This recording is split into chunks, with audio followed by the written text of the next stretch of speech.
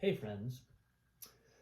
So I I had a rehearsal yesterday with the young string musicians, two violinists and a cellist, with whom I'm playing the music that I've kind of talked a little bit about over the last couple of days. It sort of created a really interesting opportunity for me um,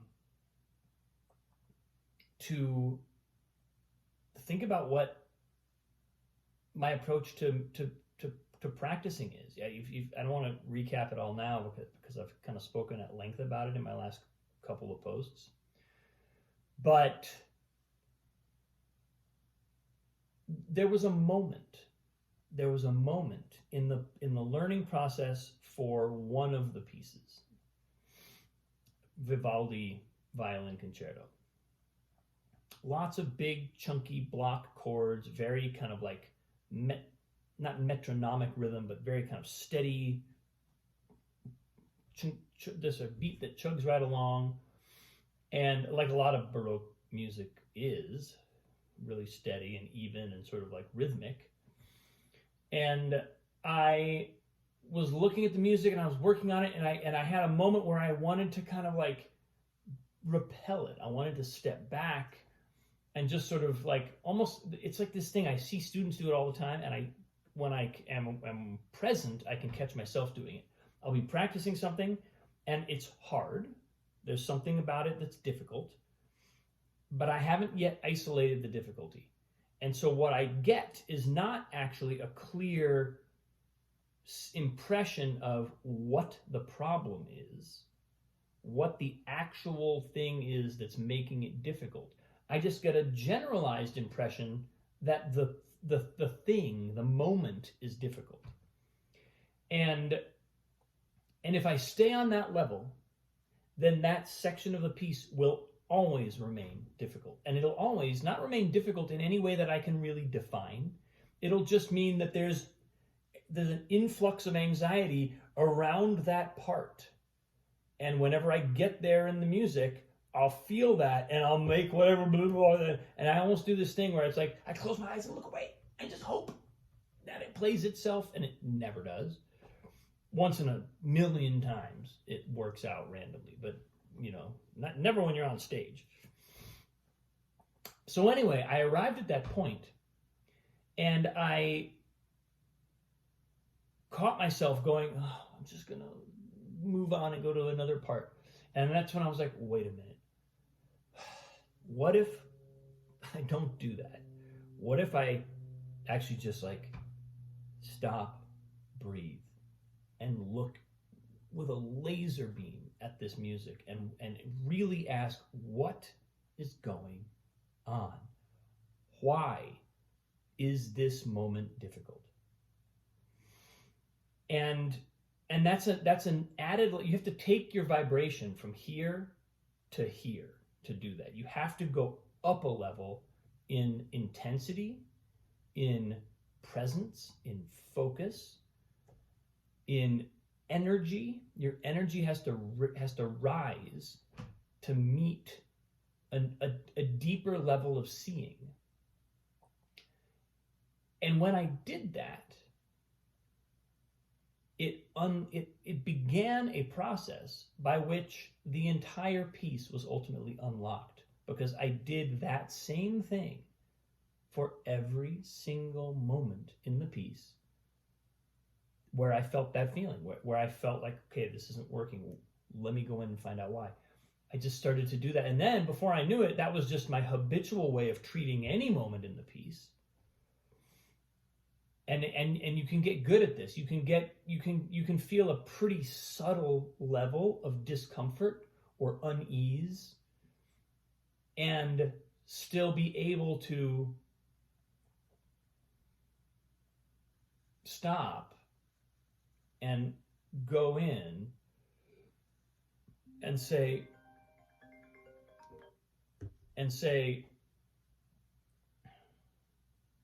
what's actually underneath this, right? Don't give me just a generalized feeling of this is for some reason hard. That might be the first thing, but that's not enough to fix. That's not enough to go in and fix the problem. So anyway, I did that for the whole piece. And wouldn't you know it, it got to be really fun to play the piece. It got to where I couldn't wait to play it. And I spent, I spent a number of hours at this. I mean, that piece and then two other pieces that needed similar work. There was one that was particularly difficult, but there are two really that are challenging in different ways. One is Elgar, which is like modern music, and then there's this Baroque piece.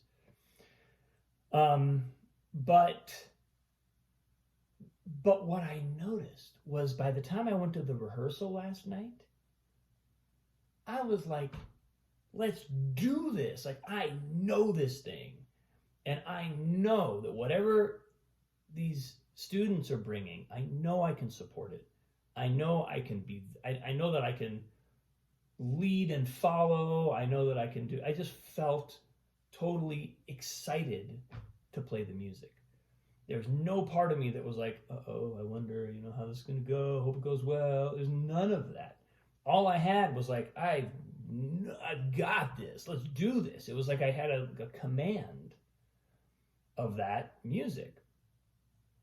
And what a feeling, man. Like that, both the feeling of that and the recognition of the moment in which I had to choose to do something that was not habitual to me, right? I had to go against one of my habits of allowing an amorphous feeling of slight, not quite there-ness to stand and sort of like leave it unaddressed. Instead of that, I had to like, okay, let's figure this out. And there's the thing is, this is like, it's something that, again, this isn't like a new insight. It's just something that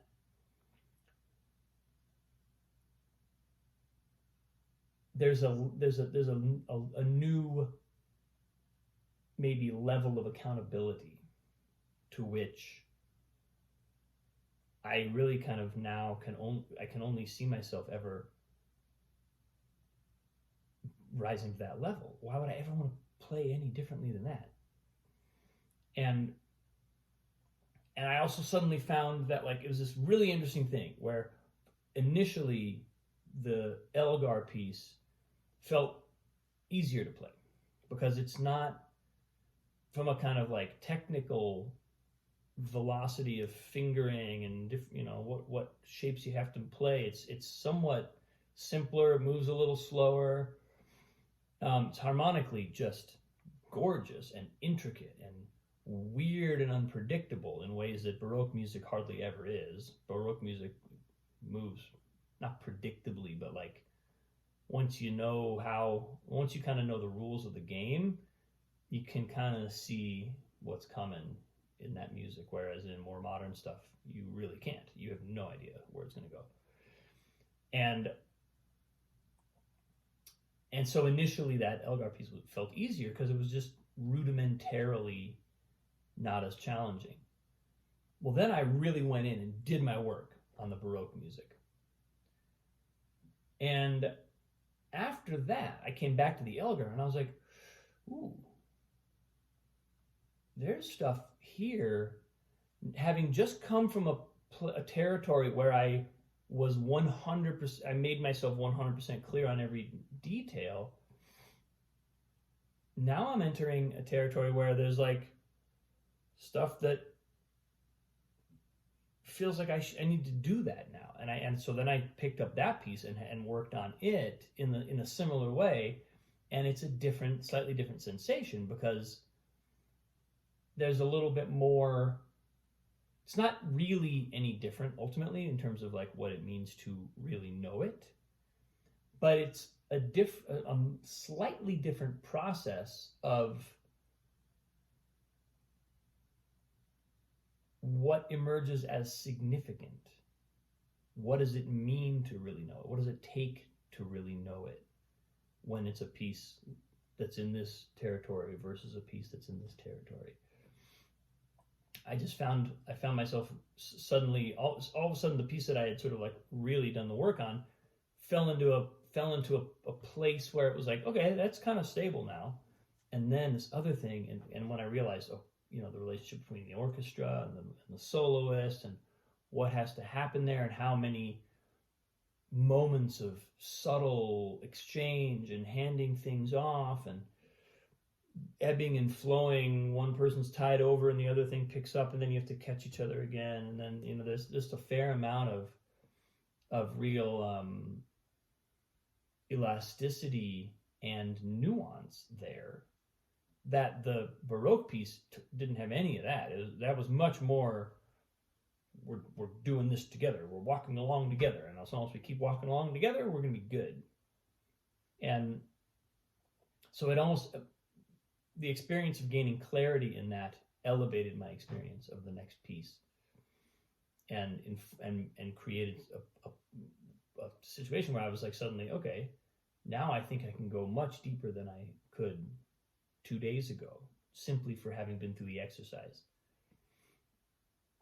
So it's been really fun to do this. It's been really fun to do this work, and it's really fun to bring some of this work to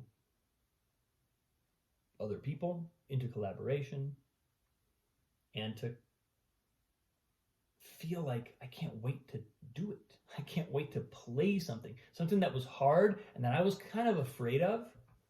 There was a moment, there's a part of me that was like, I'm a little bit afraid of this, because that when you have something that is difficult and you don't know why, it provokes fear, or it can provoke fear. If you give it the power to, it can provoke fear, because I have to do this and I don't know how to do it. I don't know what's wrong.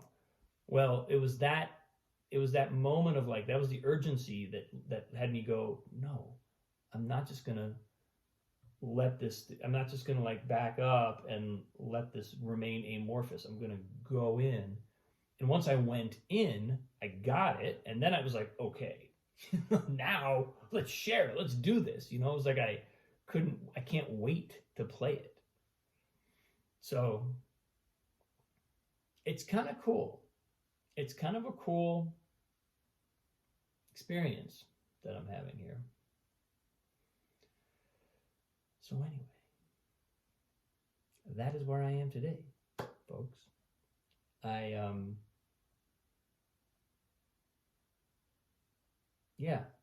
As always, I'm interested to know if this experience resonates with you. The experience of showing up at something and feeling a kind of vague sense of, tension or anxiety around it, or like something that's not quite feeling right, and then how do you proceed from there? Whether you move into kind of really diving in deep and getting to the bottom of what's causing that anxiety, because it's usually just a lack of complete understanding. There's a gap in there, and something that is unknown is creating a difficulty. And because it's unknown, it feels like it could pop up at any time. You don't know what it is. It could just attack. Really, it's probably something so mundane and simple that you could solve it in a minute, but it does require a certain level of focus and a certain level of awareness to do that. It's not going to happen from just hoping, or from just saying, oh, you don't have the power to cause me fear. You don't have the power to cause me fear. Well, if you don't understand what it is, then it probably does. Then you may actually that might be the act of giving away our power, is the act of leaving it in the abstract rather than facing into it and actually kind of, digging in. I'm giving you a little bit of my own take on and my own experience here, but I am very curious to hear what your experience is, and how, if you have a similar sense of this, or how this plays out in your own life. So thanks for watching. I appreciate you. Have a great day. I'll see you soon.